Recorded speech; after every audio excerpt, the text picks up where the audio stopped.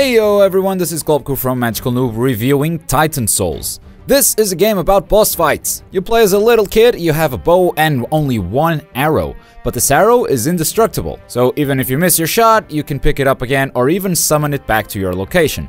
But while you're summoning it, you can't move, which makes you vulnerable to enemy attacks. In terms of movement, you can dodge by pressing a button, and if you hold down that same button, you can run. And honestly, that's pretty much it in terms of controls. One button to shoot and retrieve the arrow, another one to roll and run. So besides moving with your analog stick, this is a two-button game, extremely simple. But don't let that simplicity trick you, because the ways this game uses its mechanics are extremely varied, and you'll be using your skills in many different ways. Every boss you fight is extremely unique. Every one of them has different attack patterns for you to memorize, and different weak points for you to explore. Some bosses die in a single attack to their weak point, but that one attack is usually pretty hard to land and requires precise timing and positioning. Other bosses have certain protections that you must first get through in order to strike its weak spot. And although all the bosses die with one well-placed attack to its weakness, you will also die in a single hit. There are no health bars or anything of the sort in this game, and because your enemies are so varied, prepare to die a lot while you learn the different strategies. Because the whole point of this game is to figure out boss battles, memorize attack patterns, and discover how you can counter that boss, I'm gonna try to keep spoilers to a minimum, but I am gonna spoil the first boss, and that is the only boss I will spoil. Scout's Honor. I'm not even a scout. When you enter the room, you see a heart contained within a bubble. You shoot the bubble, and it splits into two smaller bubbles.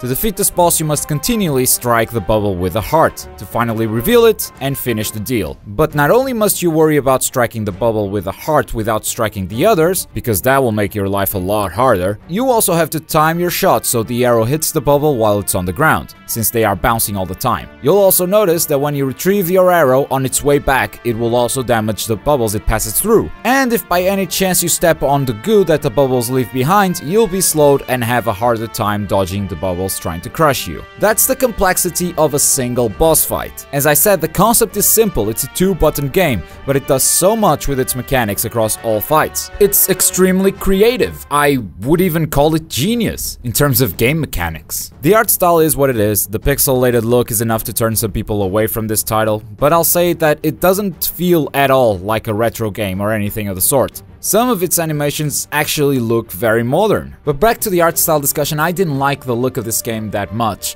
And it's not even because it's a pixelized game. I think even within the realm of pixelized art, this one doesn't stand out too much. There's a lot of walls with textures that don't look particularly good, but I'll say that the bosses at least have some really cool designs. And the one thing this art style and level design did accomplish was a sense of scale. You feel very tiny in this world of Titans, which I'd say is very good. Soundtrack is one of the best I've heard this year, and we've had some very good soundtracks lately. Not only the songs are good, the way they interact with the game is also very well implemented. I like it especially when a song abruptly ends when you're crushed by a boss.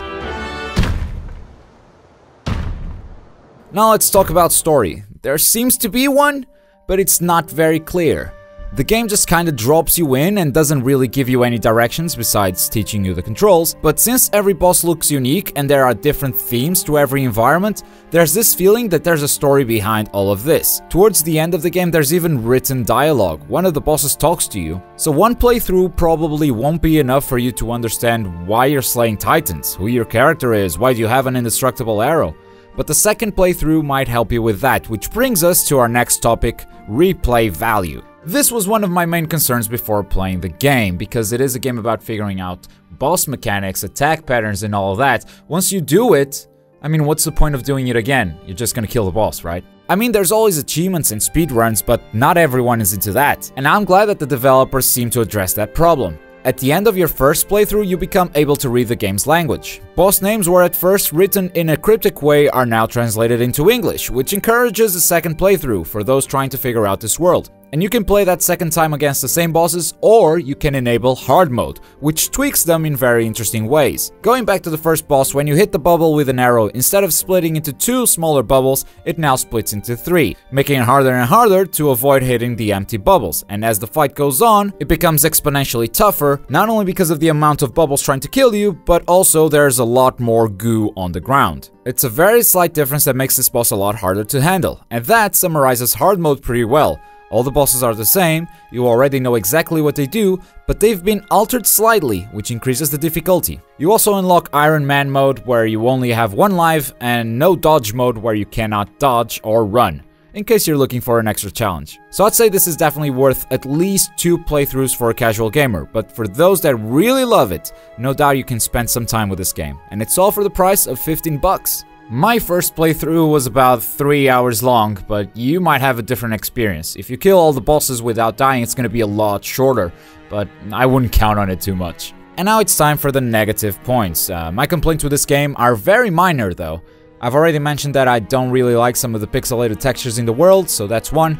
Another complaint that I have is that I think the game could just spawn you at the boss room entrance when you die. Running back to the boss from the checkpoint seems unnecessary. It's not a huge run, but if you die a lot, it becomes frustrating, and I think it would be a simple change. I would also like to know the story, or at least some justification as to why I'm killing the Titans, what's my motivation. Maybe that will all become apparent once I figure it all out, but it's the same complaint I have with the Dark Souls games. I don't like this type of storytelling. I think a story should be up in my face, you know? Or at least give me some establishment, some context as to what I'm doing.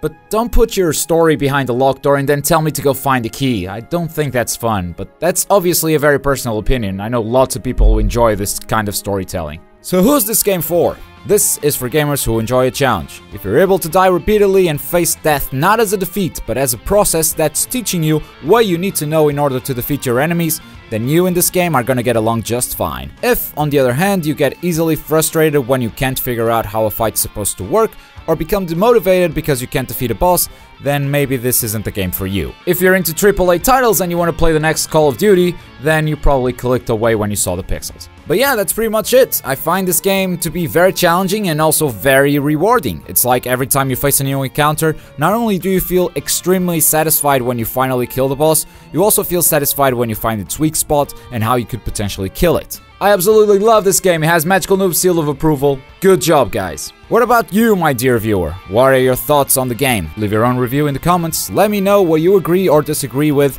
And if you haven't played it yet, was I able to help you decide whether or not to pick it up? Let me know in the comments below. While down there, click that like button and subscribe for more gaming goodness. I've been Globku. Take care, everyone. See you next time.